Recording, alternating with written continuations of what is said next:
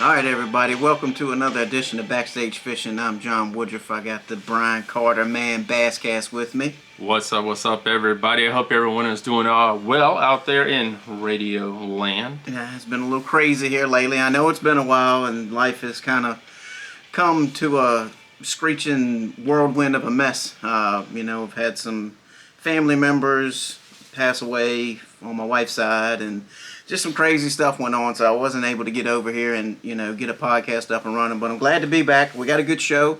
Yes, hopefully we can inform y'all on some information for the future of fall fishing, and I hope y'all get to catch them this fall because it's on the way. Heck yeah, it's on the way. It's been nice having these mid-50s to 60-degree mornings right here in Central Virginia. Yes, I'm loving this cool weather coming in. It's making the fish happy.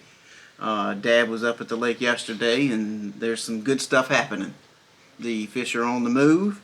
And if y'all didn't listen to a podcast of one of my couple first ones, I mentioned something that you can do in the fall to catch them. And yes, it's going on right now. So if you want to know what it is, you got to go back and find which one I said it on. Do you know what episode that was? It was like this. I ain't telling. Yeah, all right, go back and listen to them all. I mean, to be honest, you guys, John drops some secrets and some tips each and every podcast. So if you've missed one, it's your fault, not ours. Correct. So there you go. Man, it's got a lot happening right here in Central Virginia. We got the benefit coming up this coming weekend on Smith Mountain Lake. Yeah, I've talked to Charlie at Dad's house. Mom and Dad's, he came by. They've got a boatload of gifts raffle to give away. It's a charity tournament. It's a $100 entry fee, but it's a good cause. Going with 7 to 2. 7 to 2 yes, o'clock. 7 to 2. Going out of Parkwood. No, going out of Crazy Horse. Crazy Horse. We couldn't get Parkway, so it's going out of Crazy Horse, and Charlie's thinking 100 boats. We're kind of the Basscast is went from little to a little bit more roll into it, but it's all good. We're really excited about it, and you guys make sure you get there early. That way you guys can fill out your one-page release. And if any of you guys do listen to the show, make sure you have if it's 2 on the boat, you both need to fill out a release. But like I said, we're looking forward to it. Man, he has stuff from David Dudley autographed. John Cruz. He's got a bunch of just gift packets missile baits, rods, reels, battery. Yeah. Stuff from Angler's Choice, I think he said he had. Yeah. A couple different local dealers here. Pro's Choice, I think, donated some stuff. WW Novelty donated some stuff as well. Drop Zone Tackle. Yep, Drop Zone Tackle did. So there's going to be a lot of giveaways. So even, it's a raffle. So like I said, all money goes to Eric and his family. But please, even if you don't catch any fish, there's going to be food afterwards. He's cooking hot dogs, sodas, waters. Waters. And I like free food. Yeah, me too. I ain't gonna lie. But so yeah, it's gonna be a great afternoon. And for you guys who did see that, it was 3 o'clock, but he bumped it up to 2 because they got a live band. So I mean, what? Yeah, it's gonna be not till 6. Oh. So we didn't want to interfere with any of that. But if you want to stick around, go up to the top of the hill, little Mexican.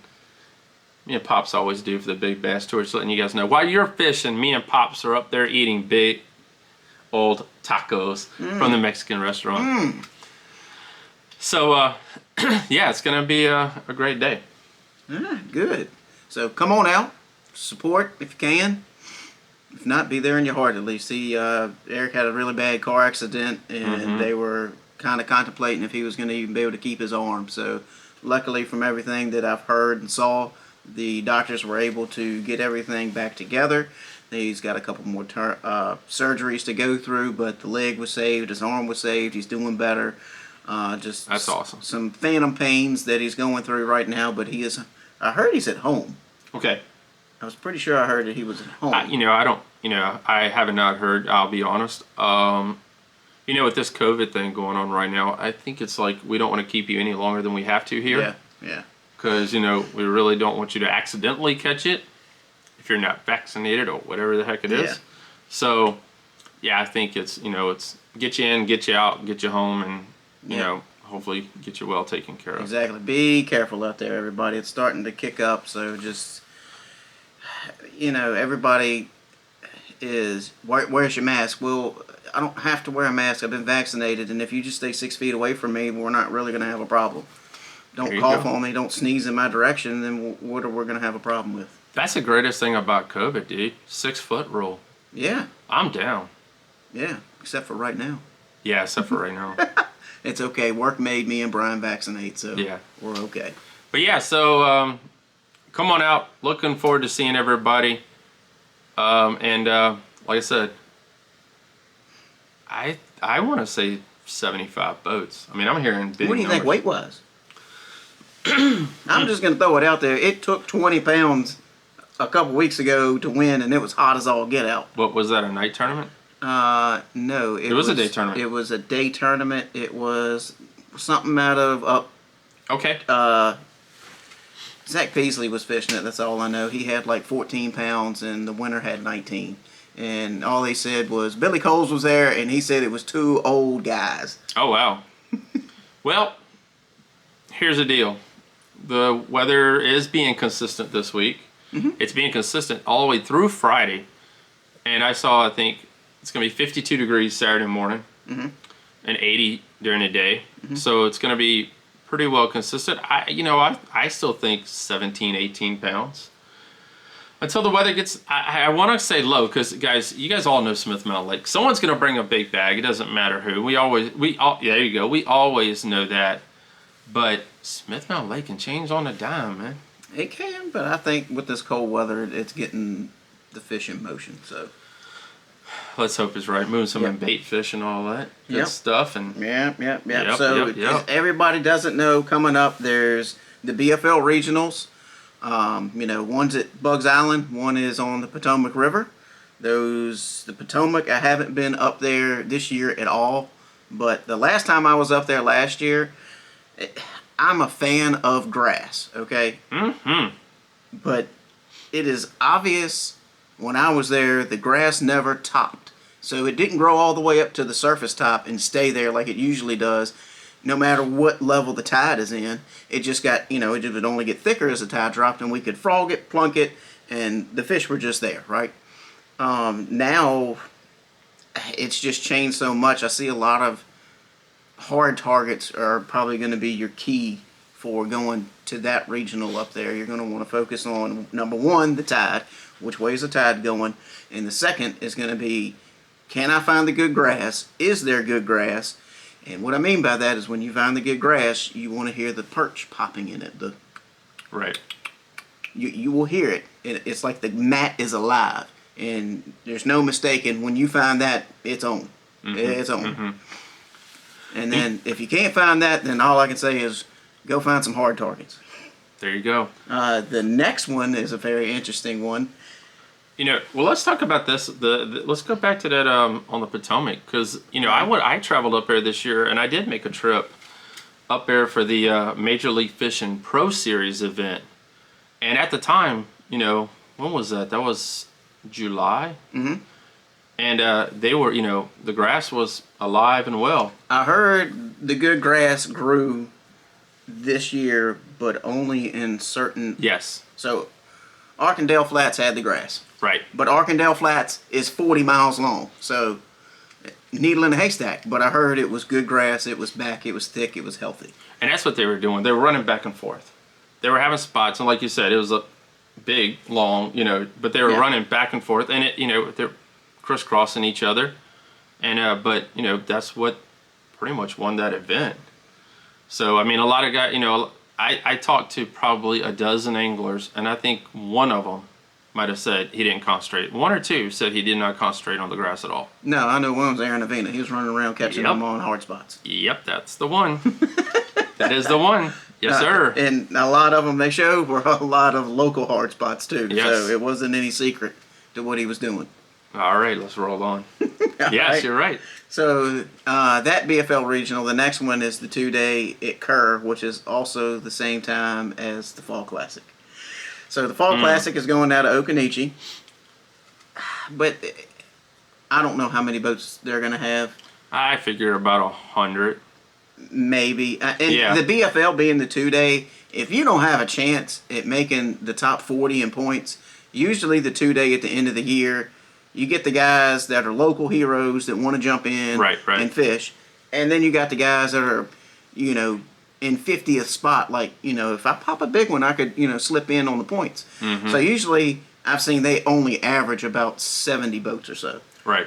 But it could be more this year. I don't know. I have seen being that MLF took over and dropped the entry fee back down, and I mean, people got COVID money and they were like, go fishing now. But that's just my opinion. I mean, they were showing, I had heard, going up to a couple of the events, the BFLs, record numbers. Yeah. So, I mean, we're talking about the BFLs are back. I mean, there for a while, it almost had gotten as bad as the Federation. Well, that brings us to Whoa. Whoa. Hey, Yeah. I ain't saying, but I mean, 26 boats in a tournament. Yeah. They usually. It could be improved. I'm just saying. It could be improved. Whatever. I don't know what it's going to take. What do I know? That's one of those things, it's, I don't know if there was a disconnect there in the bass side of it. And I mean, at the time, bass did go through a transition. They spent a lot of money on the college kids, a lot of money on the high school kids. Mm-hmm. It kind of seems like the Federation has just become the redheaded stepchild of bass. It really has. There's no hoopla, big, kind of like I was hearing the other day. There's no big corporate rollout for the Federation Angler anymore. I mean, there is, but it's not advertised hardly. No. You don't get to see it hardly. No. It's just another tournament. The guys that were fishing, FLW, there's no more cup anymore. FLW, there's nothing. So there's no big corporate rollout. Hey, congratulations, you fished your butt off all year, and well, here's another tournament that you can take the championship to, the Rig Crest, but it's all live fishing and every fish counts, and you're not going to a packed arena. Your wife and kids will have to sit at home and watch you on the screen in the parking lot. So you're talking about that right there. That brought about a couple of lawsuits a couple years ago when that all went down. We remember that big hoopla right there. People done worked their freaking ass off and spent all this daggone money to. Yeah, but I mean, I get it. But also, people need to understand too, and I see both sides of it. I see the angler side, and I see FLW, MLF, and Bass's side. They are business, right? They give you a platform for you to showcase your talent, but they are a business. So technically, it's up to you to manage your business, not for them to manage the business for you. All they do is give you a platform. So if they decide to have a weigh-in in a parking lot, guess what? That's what you chose up for. Yeah, that's true. I mean, it's just like, it's like tennis. It's like golf. There's entry fees. You get your own sponsors. Yep. I mean, both those sports are same as bass fishing business-wise, that is, guys. Yeah, but tennis and golf and all that are on TV. Have a major following. They do. They have major big time. Bass does too. I'll be honest. Bass really does too. Yeah, but our payout is never going to be golf. And what's that? Our payout. Oh no, that's very true. Yeah, the payout's never going to be golf. It's never going to be tennis. Yeah, you're never going to have Mercedes-Benz sponsoring a tournament, or the big high-dollar watch company and all that stuff back in the day. I mean, it's funny you bring this up. The whole conversation I had with a gentleman the other day, and during FLW's heyday of Walmart, I mean that money was flowing left and right, but as you heard, as the entry fees went up, the payout went down. So the money went somewhere. Well, yeah. Yeah. All them shrink wrap boats and everybody was a pro staff. Yeah. Yeah. Okay. Yeah. So I mean, I do hear a lot of guys now saying that you're not going to make professional fishing off of fishing, okay, you're going to have some kind of supplemental of how you're going to be able to fish. Because winning tournaments just ain't going to cut it anymore. And you bring that up as well. A couple Major League Fishing guys and some Bassmaster guys that started their own podcasts, their own YouTube Correct. channels, and Correct. all this other crazy new stuff. And they're like, you would have never heard of that like 5 or 10 years ago. I mean, they were like dedicated to fishing. There was no such thing as that. They made their appearances like they were supposed to for their sponsors, and that was it. But then you got, well, I'm not going to say it, but I'm going to say it. I don't care. Then you got some sponsors that are just not taking care of the guys. Like you're giving blood, your firstborn son, and you're dotting your T's, crossing your I's, and they're sending you a check that's really not worth waking up to get out to bid for. Yep. And it's like, what am I doing this for? What am I hustling this for? It's just, this is not worth it. That's very true. So, I mean, it happens, and that's, business, and it's fishing business, and I wish it was better, but we should all try to do better. There you go. All right. Let's move on. I'm sorry. Got a little off. All right. Yeah, we did. Anyway, the BFL at Kerr is going to be the same time as the Fall Classic. The Fall Classic's going out of Okanichi. The BFL always goes out of the butt end of Nutbush. So, in order to win this event, and as I go into this event, I see the federations going out up there, and I'm not a big river kind of guy up that direction, but I know a couple creeks up there very well, but they're only one-day creeks. And you can pretty much guarantee that the Fall Classic is going to have that one wrapped up, right? So now my mindset would be stuck on thinking about the grass around Nutbush, Little Nutbush, any rock that I could find on points or channel swings, or any deep water structure I could find as far as trees, stumps, long gated points that drop off into the middle of the ocean, and focusing on schooling fish if you can find them. That would be my key play for a multi-day event at this time. Right. And if you don't have live scope, I'm sorry. You better be dialed into 360 or your chirp, regular sonar up there up front, and know where your waypoints are. But that live imaging, I've got it. And yeah, I went and bought a boat. So. Uh-oh, breaking news, breaking news. Yeah, I went and bought a boat. I've been out a couple times, and it's very nice. Live scope is very nice. It takes away timing. It speeds you up. I can look over there. Yes. I can look over here. Not wasting my time. So live scope is definitely a key player today. It has changed fishing, yes. But I do have an episode coming in the fall with Mr. Middleton where he's going to probably rebuttal me the whole time. But anyway. There you go. So the BFLs are going out. Later this fall we got the fish off is scheduled at Smith Mountain Lake. Yes. During the Big Bass. Yes. So I wish you guys good luck, as there's going to be 800 boats out there fishing the Big Bass. Yeah. And now you got to, but it's only 60 boats in the fish off, and that's manageable. And there's so many fish at Smith Mountain Lake right now in that time frame because of the thermal climb and the way the water shifts and the oxygen water in the column. You'll have fish still deep. You'll have fish shallow. You'll have fish schooling. You'll have fish on the bridge. They're going to be everywhere. They'll be back in the pockets chasing shad. So depending on where you focus your time on, there's plenty of fish out there to catch. Yeah. You're going to catch fish. I guarantee that. They will catch them. I just don't know if it's going to be, a 20-pound sack. It might be like 14, 15 pounds a day would be a good average. There'd be just so much pressure and so many people out there on the lake. It's definitely going to be fun and interesting. Because, they loved the fall last year. I haven't heard the numbers yet for the Big Bass Tour. And I really... Dude, I love the fall. I would like to go out there, but I've got a prior obligation on that Friday. Me and old lover boy here, we're going to be out there. Yeah. Live again, so you guys listen to this. Fish the Big Bass. Come out there Friday. Weigh in a big fish and come talk to us. That's right. We'll be at the table. We'll be recording the show. I don't know if we'll have the video out there, but we'll see what we can do on that part. But we definitely will have the audio, and we're definitely looking forward to talking to a bunch of anglers and getting, their thoughts and opinions of what's happening for the weekend. Because it is 3 days of this event. Yes, it's 3 days. We're going to be out there Friday.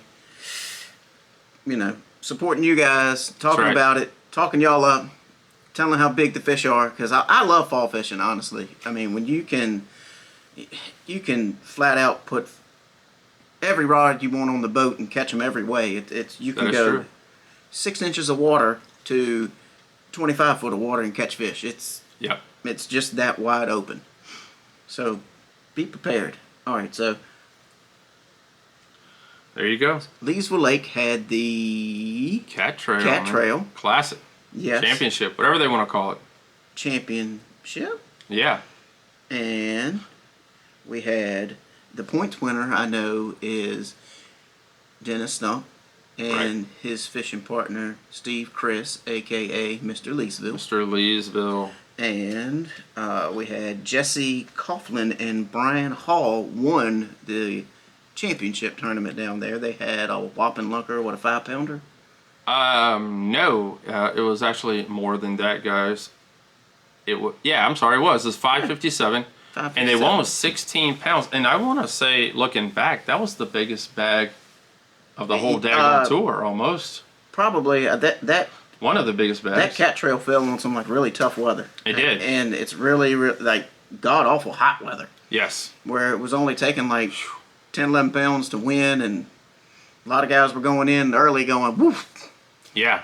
Man, that was great. They were hitting the shack early. Mm-hmm. Grabbing a hamburger and a hot dog up there at Leesville Lake Marina, because it really did. I actually covered, Alicia usually covers that events for us, but prior obligations, but I covered, I think, the first 2 or 3 events, because it wasn't before, wasn't it? Yeah, correct. All right, I covered 2 and she covered 2, and it was 95 degrees, I think, at both of the events I went to, so. Yep, shortly after that, they had a kayak. Yes. Yes, this past weekend, guys. If you haven't been following the basscast.com kayak series, guys, I want to first of all thank everyone that has fished with the kayak series this year. It's our 2nd year doing it. First of all, I want to thank our tournament director, Mr. Brandon Overstreet.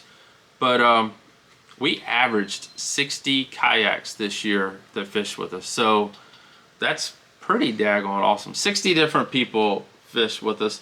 And a lot of people came from hours. Yeah, that's good numbers. Yeah, it's really good numbers, hours. But we ended up with, I think it was 26 kayakers this past weekend. Our tournament director won it. He has 79.75 inches, and won it was 17.75 inches. Big fish. Mr. Jacob Stevens came in second with 67.25 inches. And we had a newcomer, Mr. Jacob Taylor, and he had 61.25 inches. So I got a text from Jacob Stevens because he ordered some more drop zone tackle rattle shots. Order his place. Make sure you tell him about half the fish I caught Saturday to win 2nd place in the kayak tournament. Yep, he did. Was on these weights. Yep. Guys, get on over to WW Novelty. They got them in stock. I know or that there's dropzonetackle.com or dropzonetackle.com if you want to order. Yep. But I do know that there's some other locations you'll be able to find them really soon, and I don't want to break that news yet. But yeah. Yeah, I know Dwayne at Captain's Quarters has made an order. Okay. That was a couple weeks ago, so he may have them by now. All right. So there's places to find them right here locally. John Cruz had them, and they sold out. I think he's reordered again. Okay, so that's where I was going to make the announcement, but I didn't. I had heard that as well, so I didn't really want to be like, go to John Cruz's website too. You're not going to find them. But you can always find them at dropzonetackle.com rattle shot. Right. He does have supply at home. There you go. And the next shipment, I believe, when I talk to him, is on the way. All right. Guys, if you guys don't really know what Dennis goes into for this whole thing, it's a whole lot of work. Yeah, the last podcast he was on, he explained it, and he does his own QC work. Yep. I mean, I've been over there, and he's got a nice setup, and he's got stuff ready to go, but it's a lot of work. He's put a lot of work into this. Yeah, it's definitely a lot of work. So make sure you check it out. Drop Zone Tackle, and like I said, we appreciate him being on the last show. So correct. That's it from me, brother. Yeah. So as we discussed a little bit earlier, I want to go into this fall fishing Yes. thing. Yes. Schooling fish are going on. I got word from Dad there are schooling fish. Okay. So Dennis and I had a little bragging rights tournament up there last weekend, and I caught mine doing what I told y'all I was going to do in a podcast earlier. And I had 15 pounds, a little over 15 pounds. Heck yeah. And Dennis ran around the lake doing what he does, and he had 15 pounds. We know that's drop shot. We were not using certified scale, so I said we tied. Bam. That's what I'm talking about. But it was only bragging rights for a 6-pack of beer. So that's I bought awesome. my beer. It doesn't matter. Fishing's fishing. That's awesome. Yeah. So I bet that was Sunday of Labor Day weekend, and let me tell you what, buddy, she was rocking. I mean, helicopters was flying around. My sister was out there. I think I saw a cruise ship go through there. I really did. The wake was so big. Dude! My sister was out there on a pontoon boat, man. I mean, everybody I know was out there. I mean, that's crazy. Hey, last time everybody was out last there. time I had bragging rights was for a Baconator from Wendy's. Let's talk about that. That's pretty daggone good down there in Farmville, Virginia. So, I guess that's a good deal. Hey, it only took 2 fish and saved me $7. Yeah. So in the fall, the schooling fish are going on. Baits that you have to kind of, everybody knows throw a topwater, right? So, but different topwaters do different things. You got the one knocker, right? That thing makes a noise, cluck, cluck, cluck, cluck, cluck, as you're working it. You've got Sammys that are a little finesses over top of the water. You've got different colors. The key to finding, I guess, the schooling fish because if it's a bright color or something, they'll come up and just follow it, or maybe just push it out the air, or just stupid stuff with it, right? They'll never commit. And you can see them because they'll just follow it to the boat. And the key to that is to find which one do they want. Do they want the clear? Do they want the chartreuse in it? Do they want the bone? All right, if they're not committing to the top and they're following my bait, obviously they don't want to come up to the surface. So does a fluke work? Does a jerkbait work? You just run through your process to find out which one or which bait is going to get you the best success. Now, like I said, with live scope now, it makes it a lot easier because you don't have to sit there and wait with a rod in your hand. Just, where are they at? Where are they at? You can now see them on the screen and follow them and cast to them, and you're literally harassing them, I guess you could say, in a way. Yeah. But hey, they're up there feeding, so I'm trying to get in front of them to catch me a fish. There you go. Right? So last year when Dennis Stump and I won the Bass Cast tournament with the rattle shot, we ran around and fished the brush piles. And literally, we could see the fish in the brush pile. We'd throw it out there, and it was just like, because they were coming up and just craziness. It was shocking because I was like, what the heck is going on? And we'd never catch one. But we go over to another brush pile, we flip it over there, we'd see them kind of sitting on the top of it. We throw it over there, and it was just like, well, hang on. Yep, there it is. Got him. That's awesome. So, brush pile, yes. Drop shot. So what I was going with, when you throw it in the brush and they get all crazy fighting over who's going to eat it, none of them eat it, might try a little something else. So what I mean by that is maybe a crankbait. Yeah. Maybe a spinnerbait. Give them something that's different than coming and falling to them. Throw it past. Sweep it through to where they can get in like ambush point to attack. So that's another good technique. Shallow water, top water action in the morning. Focus on your kill zone. So if we're going down a bank, I don't need the boat sitting out 40 foot and I'm casting to the bank just coming straight back. Get your butt up there to the bank. Get you a nice 45-degree angle on that bank and work it back, because he's just sitting off in probably the kind of brownish green zone maybe. Yeah. And all he's doing is looking for the kill zone, and that's where that bait is, in between him and the rock. So he can shoot up there and grab it. There you go. Now, you can sight fish in the fall. Yep. You will go down the bank. You will see fish nosed up in the rocks. Now, this is a very finicky technique because when you see them in the rock, you have to see them before they see you. If they see you, it's over. And I've seen them sometimes. You flip up there with the Cinco or something. With the Cinco is usually what we do, but that has gotten so far that when they see that skip coming across, they're gone. If you throw it right at them, they're gone. And sometimes you flip it right up there, and they get so excited they miss it. They swirl on it and miss it. And you're like, oh my God, how did he miss that? Well, I have no idea either, but it's over. Time to move on. Usually on those fish, it's a Cinco deal or a jig. But the key factor I have found, if you see them before they see you, you have to be as stealthy as possible. And when I mean stealthy, you yourself in the boat have to be stealthy for one. That is number one. The second, you cannot have a big splash around the fish. It has to be just so subtle that he sees it and turns around like, oh, okay. I mean, that's literally how it is. If you see the fish, just nice and easy, presentation to him. I've heard if you don't hit the water, it's even better. Dachshund, here I am. There you go. Flatfish, okay? Speak it, brother. Fish are going to be on the flats. They're going to be feeding in the back of the creeks. So you go back there, rattle traps. And don't be one set minded just because they're back there on the bait fish that you need to be throwing bait fish baits, right? So everybody's like, oh, throw a rattle trap, throw a shad called crankbait, or a shad wrap, a fluke. Yes, they are all good baits. I fished with a guy in the BFL Open that was here that went back there and threw a Carolina rig in the middle of the shad. Holy cow. And was working on them, buddy.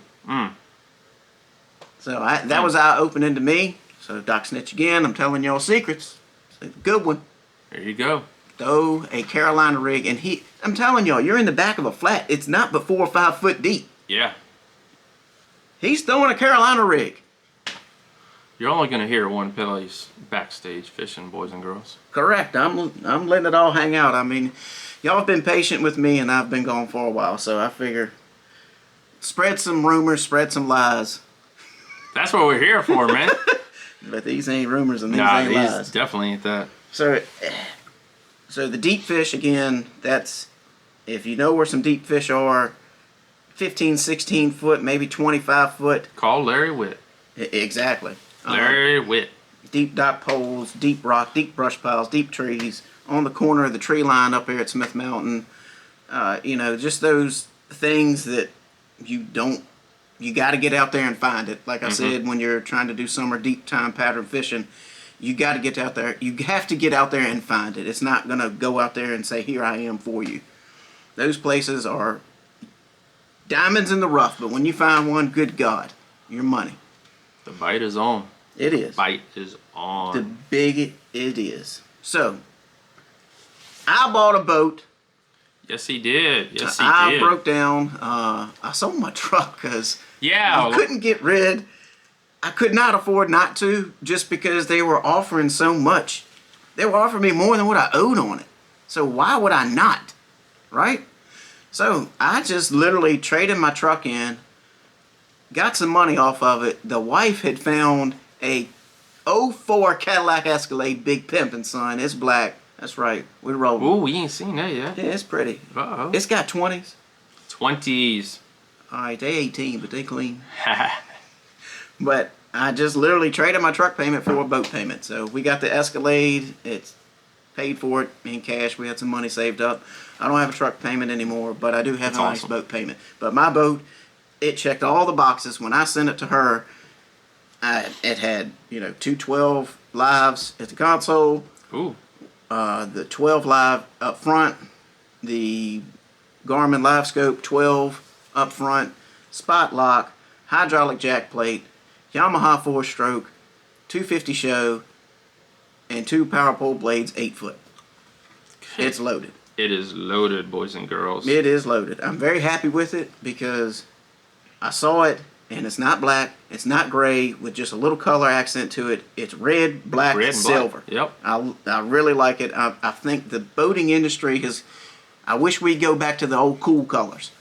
Honestly, we've gotten so far to this gray and just black, and it's just, everybody's got a gray and black boat now. Oh, it's so cool looking. Well, sure, but Zach Peasley had a boat back in the day, a 461 that was light blue with like coral color in it and white, and that thing was beautiful. God, it was beautiful. And we used to use the big fleck in it. Yep. Mine's got the that. big gray fleck on the Yep. inside, which is pretty. But I really like the old boats, how they used to, have that big fleck in it. Create a lot of light. There you go. All right, so now you guys all know what John has. It's funny, I'm sitting there at the ramp and someone's like, whose boat's that? I'm like, I don't really usually see the boat. I'm not out on the water. But I can tell you the car.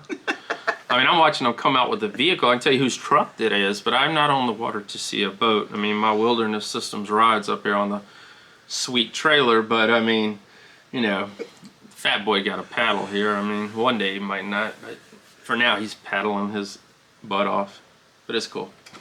Well, your kayaks have gotten a lot savvier. Yes, they have. Holy cow, that's like a show in itself right there. I mean, I was looking at, on a slow days at work, we flipped through the Bass Pro Shop catalog like we did today, and it's really slow. But, yeah, so, yeah. I'm ready to go to bed after my day. It was, yeah, I mean, you can go to Bass Pro now and you can get a fully loaded kayak with a trolling motor on it. That has Bluetooth wireless connectivity to it. Spot lock. I don't think it has a spot lock on it. It's got the fish finder. It even comes with a battery and the kayak for $1,900. Now you guys might say that's crazy, whatever. I spent $1,400 on mine 4 years ago. No battery, no trolling motor, nothing. Now this thing does look like a bathtub. I ain't gonna lie. It looks like one of them old glass tub bathtubs, but Hey, I mean, she floats. Yeah, she floats and you ain't got a paddle. But, I don't mind the paddling, to be honest. It's, the only thing about paddling is if you're out in the wind, and that does kind of suck. But other than that, I mean, just a normal tournament, normal day out on the water, kayak's all I need, so.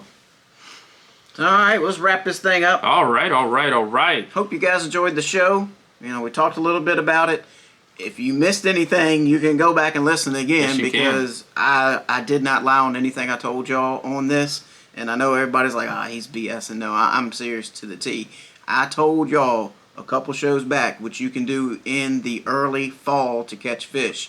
And it'll run through the fall, and you can catch them. And doing that is one piece of it.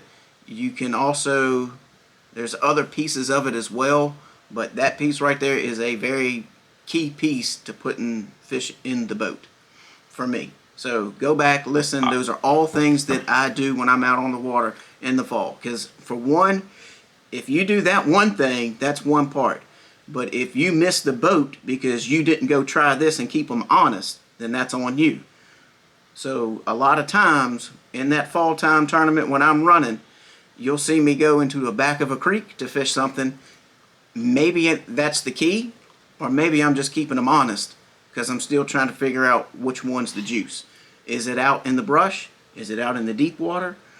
Is it on the schooling fish? We just have to keep them honest because literally we're only looking for 5 fish. So we're looking for 5 fish, and God, if you don't have 20 pounds now, you're not winning. And fishing is hard work, so you got to put the work in. It's not really just put your trolling motor down and go fishing. We got to go here. Let's fish this thoroughly and efficiently. All right, well, we didn't get bit, and we've done this twice. We're going to start taking this off the menu, and we got to go start keeping them honest, okay? We got to go find them. So, all right, guys. Hope y'all enjoyed this. Yeah. Watch again if you need to. Thank y'all for being here. Here it is, guys. OutdoorObsessionsRadio.com. That's where you guys can go and listen. Basscast Radio, our podcasts are there. Warren Evans' Way of Fishing. It's a kayak podcast. And I want to apologize on Warren's behalf as well. He's been kind of slow putting out some shows, but Warren moved. Warren bought a brand new house, And you guys all know what happens when you move. But he did get out on the water last week, and he has promised me a show, so one's coming up. And there you guys go, Backstage Fishing. You can do it on your mobile phone, guys. You don't have to have a computer anymore. It's 2021. Yeah, something like that. So yeah, it's almost over. yeah, that's a crazy part, guys. What a hell of a year it has been so far for the basscast.com. So yeah, I'm hoping we wrap this thing up with a bang and blow it out the water. And like I said, don't forget, we'll see you guys this Saturday morning. Registration, I heard, opened at 5, and I'll be there at 6. I don't know. I want to try my best to get there by 5. You better be I'm like by Kevin. 5. I'm like a guy by the name of Kevin Dawson. I like to sleep. That's funny as crap. It's one of the coolest photos I have of Kevin. Kevin and Joey fished one of my tournaments one time, and I went out there, and Kevin's crawled up on the back of the boat, asleep. Joey's in there just whapping away, and Kevin's gone. I'm like, gosh. And that's why, if you guys want to know, that's why Cat's 8 to 4. Yep. And we went to 8 to 4 because I'll be honest, I mean, during the wintertime, I like seeing the sun come up a little bit. Yeah. All right, guys, before we leave, we want to thank sponsors: Angler's Choice Marine, Missile Baits, Lynchburg Arms and Indoor Shooting Range, Lisa Lindsay, Associate Broker down in Bugs Island, Clarksville, Virginia, South Boston area. You guys can call her and purchase a house down there on the lake if you like. She's actually looking for my family a house. 434-572-2645. Conrad Brothers Marine. And those are our sponsors. And like I said, really appreciate you guys taking a listen. And if we can help you guys, just let us know. Sounds good to me. I'm on a boat. See y'all next year. Get ready.